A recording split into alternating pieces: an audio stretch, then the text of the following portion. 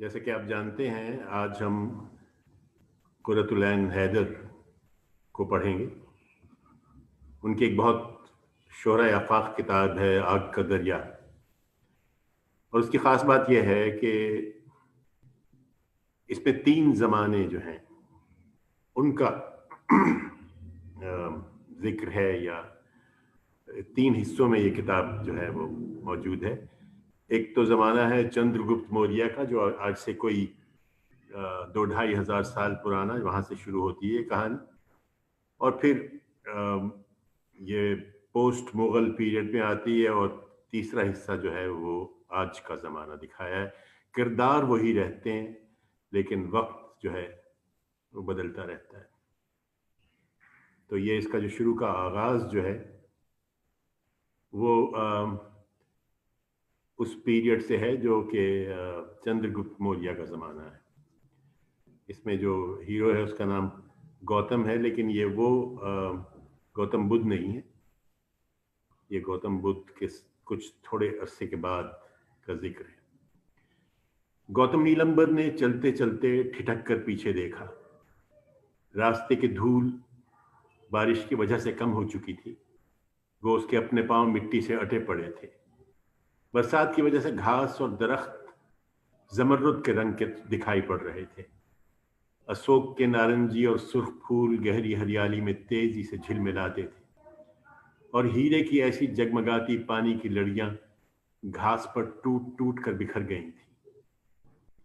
नदी के पार पहुंचते पहुंचते बहुत रात हो जाएगी, गौतम को ख्याल आया। घाट पर कश्तियां खड़ी थीं, और बरगद के नीचे किसी मनचले मल्लाह ने जोर जोर से सावन अलापना शुरू कर दिया था। आम के झुरमट में एक मोर अकेला पर फैलाए खड़ा था। शराबस्ती यहां से पूरे 25 कोस था, और गौतम नीलंबर को नदी तैर कर पार करना थी। घाट पर 3 लड़कियां एक तरफ बैठी बातें कर रही थीं। उनके हंसने की आवाज यहां तक आ रही थी। लड़कियां कितनी बातूनी होती हैं, गौतम ने सोचा। इन्हें भला कौन से मसले हल करना है। उसका दिल चाहा कि नजर भरकर उन्हें देख ले, खसूसन उस केसरी साड़ी वाली लड़की को जिसने बालों में चंपा का फूल उड़स रखा था। उसके साथ निचली सीढ़ी पर जो लड़की आलती पालती मारे बैठी थी, उसके घुंघरियाले बाल थे और किताबी चेहरा और जुड़ी हुई स्याह भवें। करीब पहुंचकर गौतम ने इन दोनों को लहजा भर के लिए ध्यान से देखा, और फिर जल्दी से नजरें झुका ली। घाट की आखिरी सीढ़ी पर पहुंचकर उसने तेजी से पानी में छलांग लगा दी और दूसरे किनारे की तरफ तैरने में मसरूफ हो गया। लड़कियों ने सर उठाकर उसे देखा। कोई विद्यार्थी जान पड़ता है, उनमें से एक ने कहा। मल्लाह अपनी अपनी डोंगियों में बैठे दूसरे मुसाफिरों का इंतजार करते रहे। कश्तियां जो बरगद के साय में बंधी थीं, उनमें चूल्हे रोशन किए जा चुके थे और रात का खाना बनना शुरू हो चुका था। तब से बारिश का एक कतरा चंपक के बालों पर आन गिरा। उसने नदी की ओर देखा, जिधर वो अजनबी तालिब इल्म लहरों के खिलाफ हाथ पांव मारता किसी अनजानी समत जा रहा था। बड़ी कठिन जिंदगी इन बेचारों की होती होगी। निर्मला को अपने भाई का ख्याल आ गया, जो इसी तरह की अनगिनत नदियां, चटियल मैदान और दुश्वार गुजार पहाड़ियां अबूर करके बहुत दूर तकशला गया हुआ था और अब तक नहीं लौटा था। तकशला इस टेक्सला। जब ये लोग इतने पढ़ जाते हैं तो क्या होता है? तीसरी लड़की ने बेध्यानी से पूछा। उस लड़की का नाम सरोजनी था। होता क्या है, झक मारते हैं, किसी नए धर्म का आविष्कार कर लेते हैं या किसी नए फलसफे का प्रचार शुरू कर देते हैं। निर्मला ने जल कर जवाब दिया।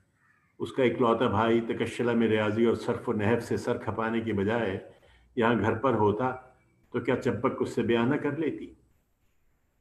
बामन बेचारे करें भी क्या, पढ़े नहीं तो कहाँ जाएं? पढ़ना तो उनके भाग्य में लिखा है, सरोजनी ने मुंह लटका कर जवाब दिया। नदी के वस्त में पहुंचा तो बारिश की दूसरी बूंद गौतम नीलंबर के सर पर आन गिरी। बरसात की वजह से सरजू का पाट बेहद चौड़ा हो गया था। सोन नदी के पाट से भी ज्यादा चौड़ा, जिसे पाटलिपुत्र जाते हुए गौतम ने एक मर्तबा पैर कर अबूर किया था। उसने पैरते पैरते पलट कर एक बार देखा, घाट पर लड़कियां अब तक बैठी थीं और वो भी मौजूद थी जिसके बालों में चंपा का फूल था। इन लोगों को मींह में भीगने का भी डर नहीं, गौतम ने दिल में कहा, और फिर जल्दी जल्दी लहरों का मुकाबला करने में मुनहमक हो गया। सामने दूसरे किनारे पर दरियाई घास और नीले फूलों की घनी बेलें पानी की सतह पर झुकाई थी। 4-5 आदमी अंगोछे कंधे पर डाले जल्दी जल्दी गांव की ओर कदम बढ़ा रहे थे। किनारे पर पहुंचकर गौतम ने अपने कपड़े निचोड़े और नाताराशीदा पत्थरों से बने हुए मंदिर में गया, जिसके एक कोने में वो अपना ज़ादे राह चंडी देवी को सौंप कर अयोध्या गया था। एक छोटी सी पोटली में उसके मुंह कलम थे और सफेद रेशम के चंद टुकड़े। उसका कंबल था, एक सफेद रंग की धोती और चमड़े के चप्पल। उसने बेपरवाही से पोटली उठाई, पैर साफ करके चप्पल पहनी और मंदिर से बाहर निकल आया। चारों ओर बड़ा सन्नाटा था और मंदिर के आंगन में तन्हा उसे बड़ा डर लगता था। कैसी खौफनाक बात थी। निशक्ल ब्रह्मा जब शक्ल में जाहिर होता है तो उससे घबराहट क्यों होती है? क्या इंसान को दूसरे के वजूद पर एतमाद नहीं? गौतम नीलंबर ने खौफ के जज्बे का अक्सर तज्जिया करना चाहा था। जिंदगी का खौफ, मौत का खौफ, जिंदा रहने का खौफ। ऋग्वेद में लिखा था कि इब्तिदा में खुदी थी जो पुरुष की शक्ल में नमूदार हुई। उसने चारों ओर देखा और सिवाय अपने उसे कोई नजर ना आया। उसने कहा, यह मैं हूं। चुनाचे वो खुद को मैं समझने लगा। उसे डर लगता था क्योंकि वो तन्हा था, इसलिए जो अकेला होता है उसे डर लगता है। फिर उसने सोचा, मेरे सिवा कोई मौजूद नहीं तो फिर मुझे काहे का डर है। लिहाजा उसने खौफजदा होना छोड़ दिया, मगर उसे मसरत हासिल न थी, क्योंकि तन्हाई में उदासी होती है और उदासी से डर लगता है। मुझे अपनी रूह की तन्हाई से डरना नहीं चाहिए, गौतम ने अपने आप से कहा। मंदिर बहुत पुराना था। आसपास गौतम को कोई पुरोहित या पुजारी भी नजर न आया जिससे वो पूछता कि श्रावस्ती जाने के लिए कौन सा रास्ता इख्तियार करे। यहां से खेत खत्म होते थे और आगे शीशम के घने जंगल थे और ढाक के झुंड और बेहड़ और अनगिनत नदी नाले, और इन सब को अबूर करके उसे अपने आश्रम वापस पहुंचना था। मंदिर की सीढ़ियां उतरकर वो गांव के समीप बढ़ा। सरजू के पार अयोध्या की रोशनियां जुगनुओं की ऐसी झिलमिला रही थी। बारिश की धुंध में सारा मंजर नीला और ऊदा सा दिखाई पड़ता था, जिसमें नारंगी रंग की धारियां ऐसी फैल गई थी। गौतम ने आबादी में पहुंचकर 2-3 दरवाजों पर दस्तक दी। रात के खाने के लिए उसे सिर्फ दाल दरकार थी। एक लिपे पुते कच्चे मकान के द्वार पर रोशनी जल रही थी। अधेड़ उम्र का गृहस्थ इस रोशनी में बैठा कुछ पढ़ रहा था। बरामदे के बाहर घूप अंधेरा था। गौतम की आवाज सुनकर उसे वो शाक्यमणि का कोई भिक्षु समझा। फिर वो चिराग उठाकर बाहर आया और उसके उजाले में उसे गौतम के सफेद कपड़े नजर आए। आजकल यहाँ शाक्यमणि के भिक्षुओं की एक टोली आई हुई है, मैं समझा तुम उनमें से एक हो, उसने रसान से कहा। जब से ये नई हवा चली है, लड़के तो लड़कियां भी घर बार छोड़कर जंगल बसा रही हैं। मुझे थोड़ी सी दाल दे दो। गृहस्थ ने चिराग बरामदे के मुंडेर पर रखा और अपनी बीबी को आवाज दी। उसके बाद फिर से बातों का सिलसिला शुरू कर दिया। रुक्मिणी, एक ब्रह्मचारी हमारे द्वार पर आए हैं। फिर वो गौतम से मुखातिब होकर बोला, सामने नगर में एक बिटिया है, रानी रेणुका की जैसी रूपवान। कल मेरी बीवी जब हाट के लिए नगर गई तो राजनिवास की दासियों से उसने सुना कि वो बिटिया भी किसी विहार में जाने वाली है। ये अंधेर देखो। इतने में उसकी बीबी आटा दाल ले आई, जो गौतम ने अपनी चादर फैलाकर उससे ले लिया और उसे दुआ दी। गरी ने झुककर उसे प्रणाम किया और अंदर चली गई। उसका मियाँ खुशदिली से हंसता रहा, अच्छी हवा चली है, मैं तो कहता हूँ माँ बाप अब अपनी लड़कियों की शादी ब्याह की फिक्र से भी निश्चिंत हो गए हैं। उसने अपनी बातचीत जारी रखी। अनाज की पोटली बांधने के बाद गौतम जरा की जरा बरामदे के खंबे से टिका। ये गृहस्थ बड़ा खुश मिजाज मालूम होता था। गौतम का जी चाहा कि कुछ देर रुक कर उससे बातें करे, मगर इसका मतलब था कि वो ऐश और आसाइश की तरफ रागिब हो रहा है। चुनाच उसने फौरन इस ख्याल को दिल से निकाल फेंका।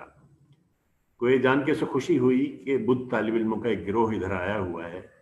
अगर कहीं मिल गया तो रात अच्छी गुजर जाएगी। उसे बुद्ध तालिब इल्मों और फलसफियों से बहस मुबाहिसा करने में बहुत लुत्फ आता था। वो लोग किधर गए हैं? उसने गृहस्थ से पूछा। ये तो मुझे पता नहीं। बाबन, तुम अंदर क्यों नहीं आ जाते? आओ बैठो, तुम्हारी सेवा तो हमारा धर्म है। नहीं, अब मैं चल ही दूं, गौतम ने जवाब दिया। वो अपनी इस इज्जत और तकरीम का आदी था। चलते फिरते हर समय उसका अदब किया जाता। सड़क पर से गुजर रहा होता तो राहगीर उसके लिए रास्ता छोड़ देते। बड़े बड़े शाहजादे उसकी खातिरें करते। गरीब किसान उसे आंखों पर बिठाते, महज इसलिए कि वो तालिब इल्म था और इल्म का मुहाफिज। गृहस्थ ने चिराग मुंडेर पर से उठाया और अंदर जाकर फिर पढ़ने में मसरूफ हो गया। गौतम चंद लम्हों तक अंधेरे में खड़ा ये मंजर देखता रहा। अंदर बच्चे खेल रहे थे। गृहस्थ की बीबी, सांवली दुबली सी लड़की जिसने उसे आटा लाकर दिया था, चूल्हे के आगे बैठी थी। दरवाजे की चौखट पर पहाड़ी मैना का पिंजरा लटक रहा था। किस कदर पुरसकून मंजर था। इससे भी उसे डर लगा। गृह अग्नि के मध्यम उजाले में जगमगाती हुई लड़की, जो इस साफ सुथरे कच्चे मकान की मालिकन थी, बरामदे पर झुके हुए केले के ठंडे पत्ते, परों में चोंच देकर सोती हुई मैना। गृह अग्नि यूं ही जलती रहती है और एक दिन चिता के शोलों में तब्दील हो जाती है, और चिता के अंगारों की आग से एक और घर के चूल्हे की बुनियाद पड़ती है। यही आग वन परस्त घर से लेकर निकलता है। ये सारे दौर हर इंसान पर गुजरते हैं, उस पर भी गुजरेंगे। मनाजिर के क्या माने होते हैं वो कभी समझ न पाया। श्रावस्ती में उसका 6 मंजिला मकान था, जिसके बरामदे की 24 खंभों पर रंगीन नक्शो निगार बने थे। इस सड़क पर उसका मकान सबसे ऊंचा था। उसका बाप बहुत दौलतमंद आदमी था और उसकी बहन का ब्याह हुकूमत के एक आला ओहदेदार से हुआ था। ये उसकी तालीम का आखिरी साल था। फारिग तहसील होने के बाद अब सारी दुनिया उसके कदमों में बिखरी पड़ी होगी। वक्त उसका अपना था। फराख दिली के साथ वो फलसफों को परखता और सोचता, मगर इसके साथ साथ ये क्या था कि चीजों से वो खौफजदा था। बारिश में भीगती लड़कियां जो उस पार घाट पर बैठी थीं, बरगद का ये जंगल जिसमें नारंगी लिबास पहने भिक्षुओं की टोली कहीं घूम रही होगी, इस अधेड़ उम्र के बातूनी गृहस्थ की बीवी बीवी जिसका नाम रुक्मणी था, ये सब चीजें क्यों थी? आबादी से लौटकर वो मंदिर की तरफ वापस आया। आंगन में पहुंचकर उसने जमीन में छोटा सा गड्ढा खोद कर चूल्हा बनाया और मिट्टी की हांडी में चावल उबालने के लिए चढ़ा दिए। कच्ची पक्की दाल भात खाने के बाद वो मंदिर की दीवार के साथ पीठ टिकाकर बैठ गया। सामने दरिया पर तारीकी गहरी हो चुकी थी। चांद बहुत मध्यम था और कहीं बादलों में छुपा था। हवा में ताजा फूलों की महक थी। सारा जंगल अंधियारे में साए साए कर रहा था। सुबह सवेरे उठकर उसे अपना सफर जारी रखना है, उसने सोचा। उसी वक्त दफातन उसे पैरों की आहट और किसी की मध्यम हंसी की आवाज सुनाई दी और फिर खामोशी छा गई। चंद लम्हे मुंतजिर रहने के बाद वो सड़क कर फर्श पर लेट रहा। नीचे पंजों के बल खड़े होकर मंदिर की दीवार से किसी ने झांका। अंधेरे में गौतम को उसकी सूरत नजर नहीं आई। तुम कौन हो भाई? नीचे से किसी ने पूछा। मैं हूं, गौतम ने लेटे लेटे जवाब दिया। तुम्हारा नाम क्या है? मैं का कोई नाम नहीं होता। तफरीक के लिए नाम जरूरी है। श्रावस्ती के जिन पंडितों के घराने में पैदा हुआ, वहां दूसरे पंडितों से पूछकर मेरा नाम गौतम रखा गया था। भाई गौतम, नीचे आ जाओ। तुम खुद ऊपर क्यों नहीं आ जाते? ऊंचाई और नीचाई महज जहनों के फर्क से होती है। तुमको क्या मालूम, जिसे तुम ऊंचाई समझ रहे हो वो पाताल से भी गहरी हो। भाई, गौतम ने उसी तरह दीवार से नीचे झांके बगैर सवाल किया, क्या तुम भगवत हो? नहीं, मगर तुम मंदिर से नीचे नहीं उतरोगे। नीचे सांप होंगे और कीड़े मकोड़े, और कीड़े मकोड़े से दोस्ती करना मैंने अभी शुरू नहीं किया। इतना कहकर गौतम दिल में हंसा। मुमकिन है यह आवाज किसी जैन सन्यासी की हो। पाटलिपुत्र के शाही खानदान ने जैन आलिमों को बहुत सर चढ़ा रखा था और बाज़ाब्ता उनके सिद्धांत का मुताला करते थे। मैं यहाँ पत्थर के फर्श पर लेटा हूं, तुम भी यहीं आ जाओ, उसने बावज़ बुलंद फिर कहा। सौफस्ताई, शक परस्त, दहरिए, मंतकी जंगलों जंगलों बहसें करते मिल जाते। ये भी उनमें से कोई दिल जला है, गौतम ने सोचा। अनगिनत मंतकी गंगा की वादी में घूमते फिरते थे। माहिरीन कलाम रिवायती मजहब पर हमला करते, आरा और अशिया की अजाफियत को साबित करने में मसरूफ रहते। इनमें से बहुत से माबाद तबीयाती नजरियात के हामिल थे, अक्सर मादा परस्त थे। जैन और बुद्ध फलसफी बैक वक्त योगी भी थे और सोफिस्ताई भी। इन्हीं घनी जंगलों में बड़े बड़े शाहजादे और बादशाह जटें बढ़ाए साधुओं की जिंदगी गुजार रहे थे। और पिछली सदी में कपिलावस्ती के शहजादे ने भी जंगल का रास्ता इख्तियार करके मुल्क की इसी रिवायत को निभाया था। उनकी आमद के वक्त 62 मदरसा हाय फिक्र अपनी मुख्तलिफ शाखों समेत पहले से मौजूद थे। ख्यालात की सल्तनत में उन्होंने भी, जो शाक्यमनी सदारत कहलाए, फलसफे की एक और नौ आबादी कायम कर दी थी। 62 मुख्तलिफ नजरिए, और जिंदगी एक है और इंसान तन्हा है। गौतम ने आंखें बंद कर ली और इसी तरह लेटा रहा। तुम कौन हो भाई? कुछ देर बाद घबरा कर उसने दोबारा आवाज दी। अब ये सवाल मैं तुमसे करता हूं। गो, अगर तुम अपनी असलियत मुझसे छुपाना चाहो तो मुझे कोई आपत्ति नहीं है। नाम आवाजों की एक समष्टि है भाई गौतम, और हरिशंकर की आवाज पर मैं चौंक उठता हूं क्योंकि यही मेरा नाम है। भाई हरिशंकर, क्या तुम शंकर वासुदेव के भगवत हो? नहीं, मैं इस समय उत्तर पश्चिम की ओर से आ रहा हूं, जहां शिव की आराधना की जाती है। गौतम, मैंने काश्मीरा की बर्फ में बड़ी खूबसूरत जगहें देखी हैं। बाज दफा ख्याल आता है कि जिंदा रहना बड़ी नेमत है। मैंने ज्यादा सयाहत नहीं की, मुझे इसका बड़ा दुख है। सिर्फ इसी का दुख है? तुमने दुख के फलसफे पर कितना गौर किया है भाई गौतम? आजकल मैं इसी पर गौर कर रहा हूं। जहां मैं पढ़ता था वहां हम लोग फलसफे और साहित्य के बजाय गणित विद्या और कानून और तबीयत पर ज्यादा ध्यान देते थे। लेकिन रंज से मेरा बड़ा गहरा संबंध है गौतम नीलंबर। क्या तुम अजैनी से आ रहे हो? नहीं, इससे भी बहुत आगे से। तक्षशिला? हाँ, मेरा वहां जाने को बहुत जी चाहता है। तुमने अपनी तालीम खत्म कर ली? हाँ। फिर मैं बहुत लंबे सफर पर निकल गया। अपार समंदर के किनारे मैंने द्वारका के दर्शन किए। मैं मथुरा गया। ब्रह्मव्रत में हस्तिनापुर के खंडर मैंने देखे। गौतम, मैंने अंदाजा लगाया कि वक्त बहुत खौफनाक चीज है। क्या तुम कभी वक्त के खौफ से लर्जे हो? हाँ, गौतम ने आंखें बंद कर किए जवाब दिया। अंधेरे मंदिर के बरामदे में झुके हुए पीपल के पत्ते सुर्ख नजर आ रहे थे। क्या तुम बुद्ध हो? गौतम ने कुछ देर बाद पूछा। हाँ। तुम्हें कैसे मालूम हुआ? शाम जब मैं भीख मांगने के लिए गांव में गया तो एक गृहस्थ ने मुझे बताया कि तुम लोगों की एक टोली इधर आई हुई है। तुम भी हो? मैंने अपने जहन का दरवाजा भी खुला छोड़ रखा है। और दिल का? दिल और जहन का क्या संबंध? मैं तुमको एक बात बताऊं?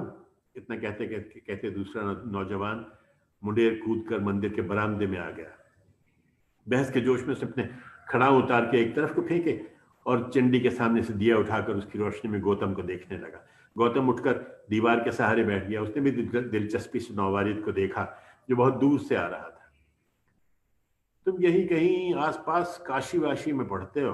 दूसरे लड़के ने गौतम के करीब पांव फैलाकर बैठते हुए दरियाफ्त किया। मैं श्रावस्ती में पढ़ता हूं। काशी की पाठशाला तो खाली महापंडित तैयार करती है। और तुम क्या बनना चाहते हो? यही तो समझ में नहीं आता। तुम्हारी जिंदगी का मकसद क्या है गौतम नीलंबर?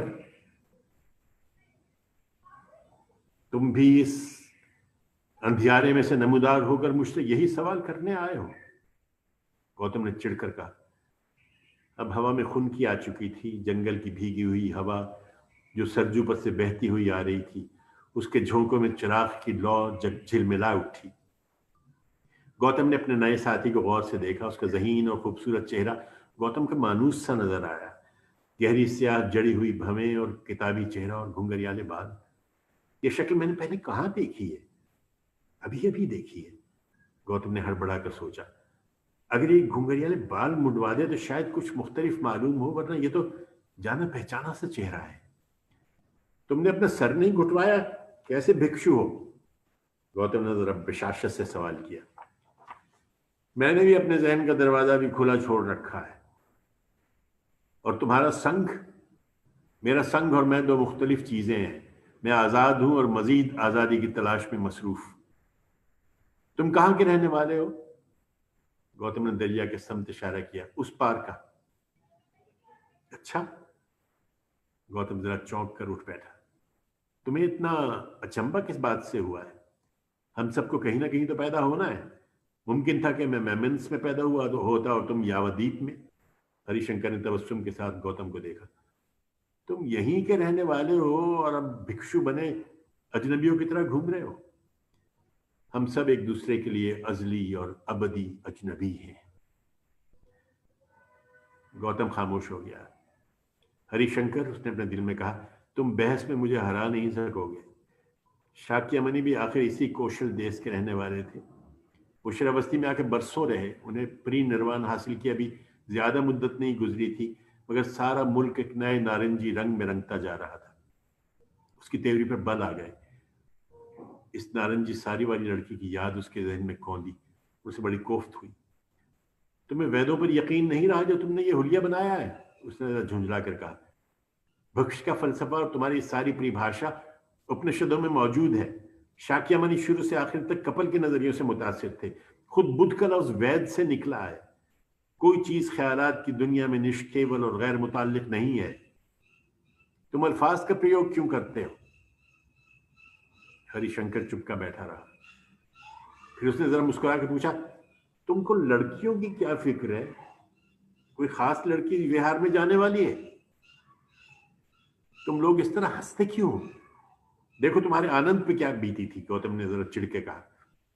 गौतम नीलंबर, मैं इस समय बहस बिल्कुल नहीं करना चाहता। हरिशंकर ने टांगे और फैलाकर आराम से लेटते हुए जवाब दिया। तुम किस चीज से भाग रहे हो? गौतम ने गुस्से से पूछा। तुम किस चीज की तलाश में हो? हरिशंकर ने कहा।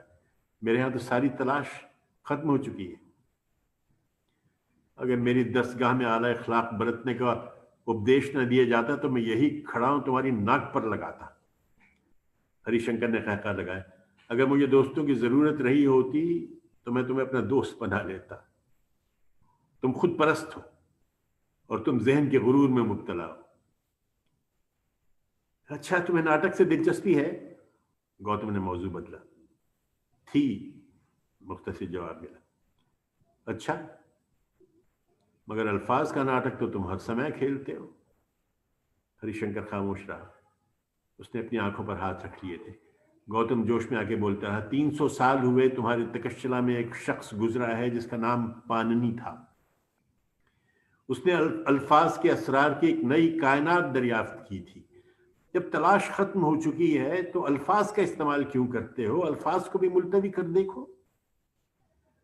हरिशंकर करवट बदलकर कोहनियों के बल बैठ गया। गौतम, मैंने पाणिनि की 8 किताबों का मुतालिया किया है। मैं काश्मीरा के मदरसों में गया हूं जहां संस्कृत को मुकम्मल बनाया जा रहा है। मैंने यावा ओगोन की बोली भी सीखी है और पारसिकावन की भी, लेकिन अब मैं अल्फाज को खत्म कर देना चाहता हूं, क्योंकि जबान, अल्फाज वादे करते हैं जो निभाए नहीं जाते, ख्यालात का इजहार करते हैं जिनका कोई मतलब नहीं होता। उनके माने की खोज में मैंने भागना शुरू किया तो भटक कर मैं कहां से कहां जा निकला। इसी वजह से गौतम सदारथ ने कहा था कि, लेकिन गौतम नीलंबर ने हरिशंकर की बात काटी, लेकिन ओम के 3 हर्फों और सा पा सा के 3 सुरों में तो सारी कायनात का वजूद बंधा हुआ है। आवाज आकाश का एक गुण है। कहे जाओ, हरिशंकर बोला। बृहस्पति मादा परस्त आकाश को नहीं मानते, तुम तो मानते हो। मगर तुम्हारे हम नाम गौतम ने तो कहा था कि अगर आवाज अबदी है तो जबान से पहले ही लफ्ज सुनाई दे जाना चाहिए, क्योंकि आकाश और हमारे कानों के दरमियान कोई रोक नहीं है। हरिशंकर ने उठकर बैठते हुए कहा, लफ्ज भी अबदी है। गौतम ने जवाब दिया, हर्फ मीम हमेशा से मौजूद था, या हर्फ नून, उसको जब भी अदा किया गया होगा उसकी आवाज यही रही होगी। जेमिनी कहता है कि आवाज इसलिए अबदी है कि सुनने के बाद दिमाग को याद रहती है और बैक वक्त हर जगह मौजूद है और कभी खत्म नहीं की जा सकती। और इसीलिए वेदों को, क्योंकि वो अल्फाज हैं, कभी रद्द नहीं किया जा सकता। हरिशंकर ने नजरें उठा के पूछा, तुम कैसे फलसफी हो जो अल्फाज पर यकीन नहीं रखते? गौतम ने झुंझला के जवाब दिया, पाणिनि तुम्हारे तकश्शिला के उस्ताद ने कहा था, अपने या दूसरों के ख्यालात के मज़ाहिर सिर्फ अल्फाज ही हो सकते हैं। उनकी माहियत का मुताला किस कदर जरूरी है। अल्फाज के रास्ते के बिना खालिस ख्याल तक किस तरह पहुंच पाओगे? आवाज अल्फाज का प्राकृतिक गुण है और मादा अबदी है। वैद जबान की शक्ल में बरहमा है और मादा बरहमा है। वक्त को अबदियत समझकर तुम लोगों ने बहुत गड़बड़ मचाई है। हरिशंकर ने दोबारा फर्श पर लेटते हुए इज़हार ख्याल किया। मानी असल चीज है, गौतम ने जवाब दिया। पाणिनि का कहना है कि सारे अल्फाज का महासिल खालिस वजूद है, सत्य, असलियत, और मुख्तलिफ चीजों के लिए बरहमा के अलग अलग नाम हैं। वो सामने से गुजरता हुआ भूरा सुअर, घाट पर बैठी हुई अयोध्या की लड़कियां, तुम हरिशंकर, ये सब महान आत्मा है। तुम ताज्जुब है अब तक वेदांत से आगे नहीं बढ़े। अंत के आगे और क्या हो सकता है?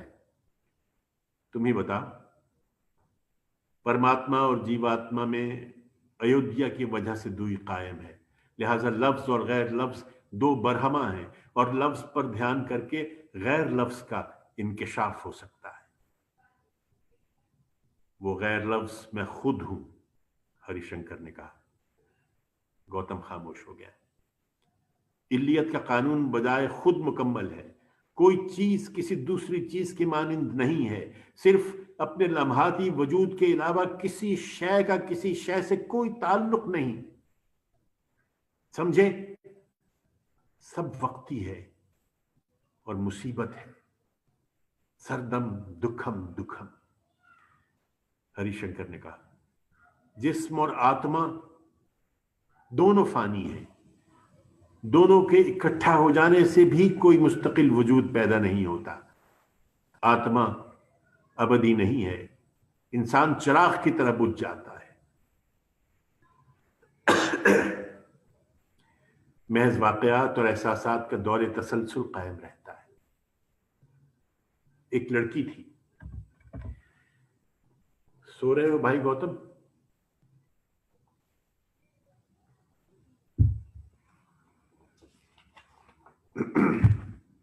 नहीं, कहे जाओ। एक लड़की थी, उसने भी मुझे अबदियत का कायल करना चाहा था। वो भी सापासा में जमान और मकान को मुहीत कर लिया करती थी। वीणा पर वो सुबह सुबह भैरव और मेघ बजाती, दोपहर को जब सारी दुनिया सोने के रंग में रंग जाती, तब उससे मैं दीपक और श्री राग सुनता। रात पड़े वो हिंडोल गाती, उस लड़की को संगीत का जुनून था। तुमने गीत और अल्फाज मुलतवी कर दिए, मगर सुर बाकी रहेंगे, सुर अटल है, गौतम बोला। कुछ देर बाद हरिशंकर ने फिर कहना शुरू किया। मैं जब उत्तर कौशल की सरहद में वापस पहुंचा तो गिलमस्तान के पहरेदार ने ललकार के मुझसे पूछा, तुम कहां से आ रहे हो? मैं यहीं से गया था और यहीं लौट कर आया हूं, मैंने जवाब दिया, और यही तुम सबका हश्र होगा। इस चक्कर से बचने की कोशिश करो। तुम इसका मतलब समझे? पहरेदार ने अपने साथी से कहा। यह भी कोई फलसफी जान पड़ता है। और फिर वो दोनों कौड़ियां खेलने में मसरूफ हो गए। मगर जब मैं अयोध्या में दाखिल हुआ तो मुझे पता चला कि सुर अभी बाकी है। गौतम, जिंदगी का फैलाव बहुत वसी है। मुल्क, बस्तियां, नए नए लोग, भांत भांत की बोलियां। मैंने पाटलिपुत्र से लेकर पुष्करवती तक सारा रास्ता यही खड़ाऊ पहने पहने तय किया है। यहां से थोड़े फासले पर गोमती के किनारे लक्षण नावती आबाद है, जिसे श्री लक्ष्मण ने बसाया था।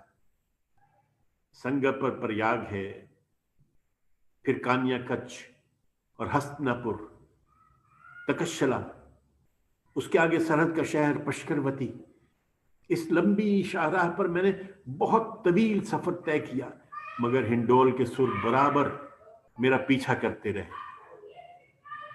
तब कई साल मैं तक्षशिला में रहा और मैंने उन्हें भुलाए रखा। यहां लौटकर फिर वो आवाजें मेरे कानों में आ रही हैं। तुम मुझसे लफ्ज और आवाज की अबदियत की बात करते हो, मुझसे पूछो, मुझे मालूम है। ये सब जगहों की सहर का असर है, असलियत कुछ नहीं है। सरदम दुखम दुखम।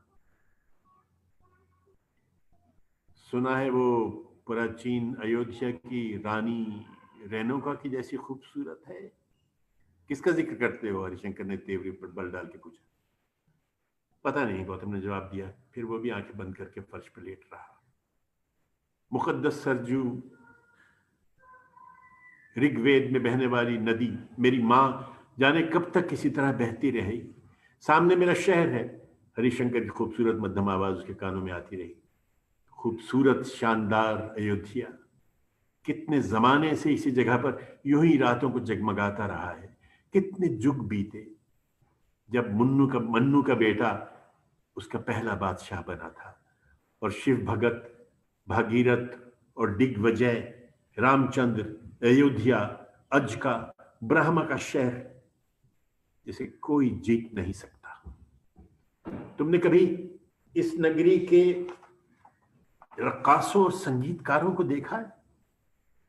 यहां के नाचों में शामिल हुए हो? राजमहल में बसंत का त्योहार मनाया है? यहीं पर चंपक रहती है और यहीं मेरे घर वाले और मेरी बहन मेरे मुंतजिर हैं।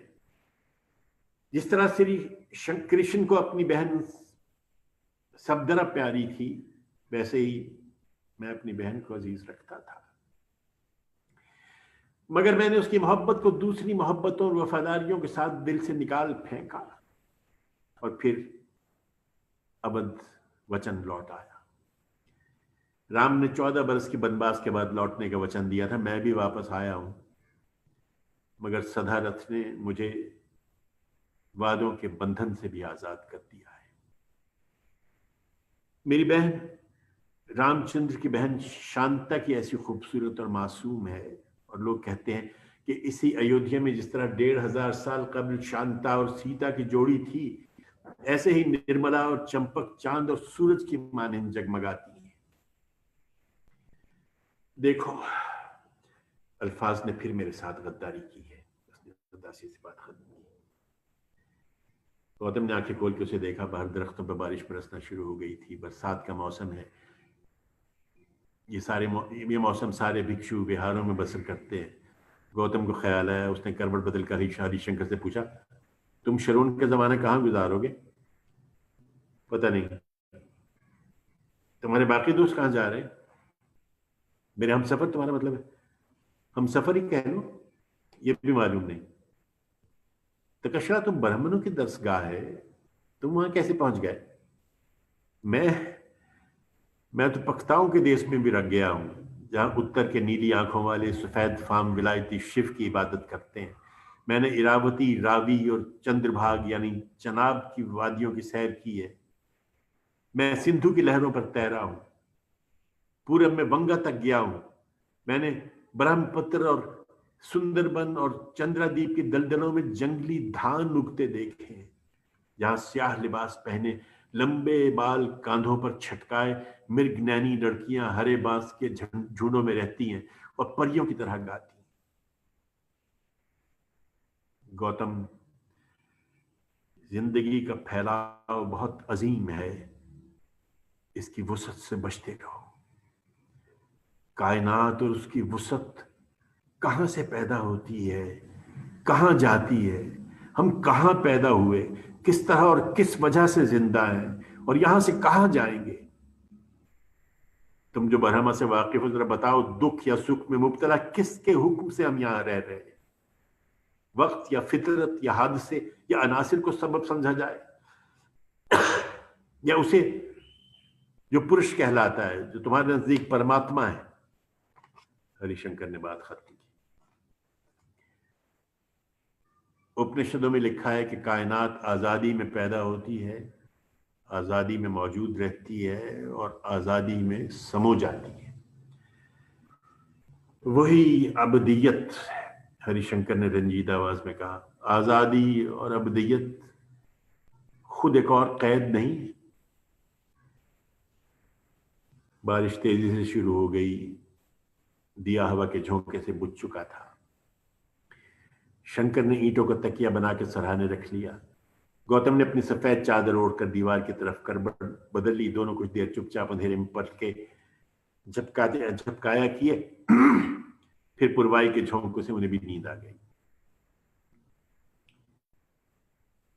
उस रात गौतम को अजीब अजीब ख्वाब नजर आए। मंदिर की कोठरी में से निकलकर चंडी देवी अपनी गौरी के रूप में छन छन करती बाहर आई। फिर वो केसरी साड़ी वाली लड़की में तब्दील होना शुरू हो गई।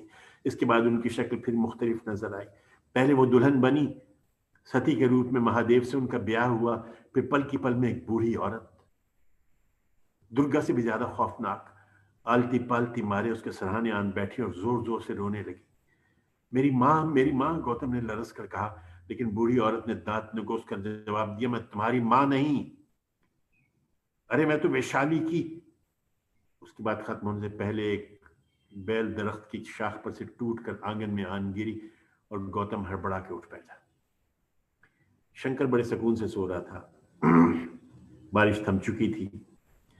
नदी के किनारे चंडाल किसी की लाश मरघट के सिमट लिए जा रहे थे और कश्तियों की रोशनियां अंधेरे में उग्या भूताल की तरह चमक रही थी। उसने जल्दी जल्दी मंत्र पढ़ने शुरू कर दिए। बहुत देर बाद उसे नींद आ गई। मुंह अंधेरे जब शंकर की आंख खुली, उस वक्त गौतम चंडी पाठ में मसरूफ था। घाट पर ब्राह्मण खंकार रहे थे। आम का दरख्त चिड़ियों की चहकार से गूंज रहा था। गौतम इबादत के बाद बाहर निकला तो हरिशंकर उसे देख के मुस्कुराया। दफतन गौतम ने से पूछा, वैशाली में कौन रहता था?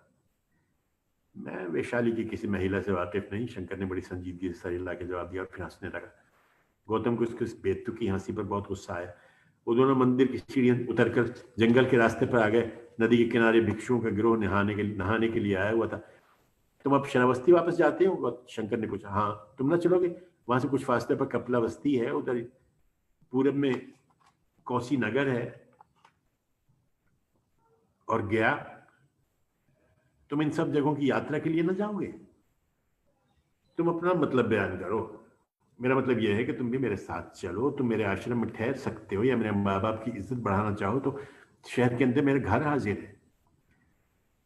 मेरा इरादा काशी जाने का था, मगर देखता हूं कि तुम मेरी राह में हायल होते हो। यही बात दूसरी तरह भी कही जा सकती है। तुम मेरा रास्ता खोटा कर रहे हो भाई हरिशंकर। पगडंडी पतली हो और दो राहगीर आमने सामने खड़े हो तो इनमें से एक को हट जाना चाहिए, वरना दोनों खड्ड में जा गिरेंगे। गौतम बोला। फिर मैं तुम्हारे साथ श्रावस्ती क्यों चलूं? इसलिए कि तुम्हें मेरे मजहब से दिलचस्पी है, या इसलिए कि तुम अयोध्या की कुमारी चंपक के मुतालिक मजीद मालूमात जानना चाहते हो?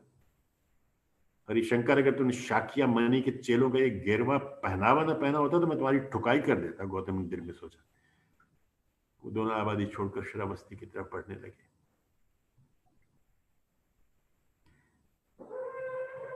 आसमान पर से बादल छट गए थे। हवा में कच्ची कलियों की महक उमड़ रही थी। कदम के एक झुंड में मोर पर फैलाए नाच रहा था। खेतों की मुंडेर पर धानी और कपासी साड़ियां पहने किसान औरतें इधर से उधर जा रही थी। अशोक के जंगलों में जगह जगह जो देवस्थान और देवघर बने थे, गौतम उन पे फल फूल चढ़ाता रास्ता तय करता रहा। शंकर खामोशी से उसके साथ साथ आ रहा था। आज इतना ही। शुक्रिया।